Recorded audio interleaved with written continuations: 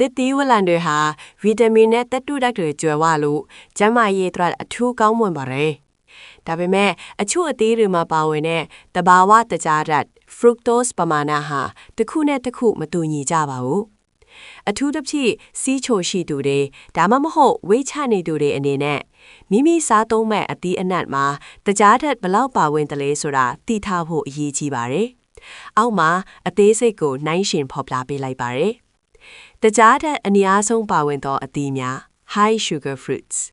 ဒီအသီးတွေကိုစားသုံးတဲ့အခါပမာဏကိုအကန့်အသတ်နဲ့စားသုံးပေးသင့်ပါတယ်။တရက်သီးတစ်လုံး medium 46 gram စပျစ်သီးတစ်ခွက်စာ10 cup 23 gram cherry သီးတစ်ခွက်စာ10 cup 18 gram တစ်တော်သီးအလတ်စားတစ်လုံး19 gram ဖရီးသီးအစိတ်တစ်စိတ် medium wedge 19 gram တင်ဘောတဖန်သီးအလတ်စားနှလုံး16 gram ငပြောသီးအလတ်စားတစ်လုံး14 gram မချက်တရက်သီးနဲ့စပြက်သီးဟာတကြားထက်အမြင့်မားဆုံးအုပ်စုမှာပါဝင်ပါတယ်။အချိုလွန်ကဲတာကြောင့်တထိုင်တဲ့အများကြီးစားတာမျိုးကိုရှောင်ကျဉ်သင့်ပါတယ်။တကြားထက်အနည်းဆုံးပါဝင်သောအသီးများ low sugar fruits ကျန်းမာရေးနဲ့ပိုမိုညီညွတ်ပြီးတကြားထက်စိုးရိမ်စရာမလိုဘဲစားသုံးနိုင်တဲ့အသီးများဖြစ်ပါတယ်။ထောပတိတကြားထက်အနည်းဆုံးဖြစ်ပြီးတစ်လုံးလုံးမှာ1.33 gram သာပါဝင်ပါတယ်။ကျန်းမာရေးနဲ့ညီညွတ်တဲ့အဆီဓာတ်လည်းကျွဲဝပါတယ်။မာလကာတီတစ်လုံးမှာ5 gram ခန့်သာပါဝင်ပြီးအမြင့်ဓာတ် fiber အလွန်ကျွဲဝလို့အစာချေစနစ်အတွက်ကောင်းမွန်ပါတယ်။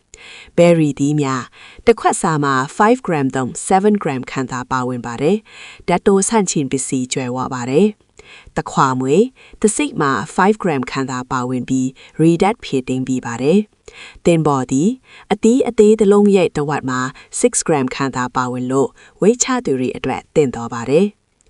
တသီးမှာပါတဲ့တကြားဓာတ်ဟာတဘာဝတကြားဓာတ်ဆိုလို့အချိုရည်ဒီမှာပါတဲ့တကြားဓာတ်ပိုကောင်းပေမဲ့တန်စီးလွန်ပြီးဆိုသလိုချင်းချင်းစားဖို့တော့လိုအပ်ပါတယ်။အမြင့်ဓာတ်နဲ့တွေ့စားပါအသီးကိုဖြော်ရည်လို့တော့မဲ့အစားအဖက်ပါစားပေးခြင်းကတကြားဓာတ်စုယူမှုကိုနှီးကွေးစေပါတယ်။ပမာဏကိုတချီထားပါတကြားဓာတ်များတဲ့အသီးတွေကိုစားတဲ့အခါတနေ့သာစားသုံးမှုပမာဏ portion size ကိုလျှော့ချပါဒီအချက်လက်တွေကသင်ရဲ့နေ့စဉ်စားသုံးမှုပုံစံကိုပိုမိုကျန်းမာစေဖို့အထောက်အကူပြုမယ်လို့မျှော်လင့်ပါတယ်။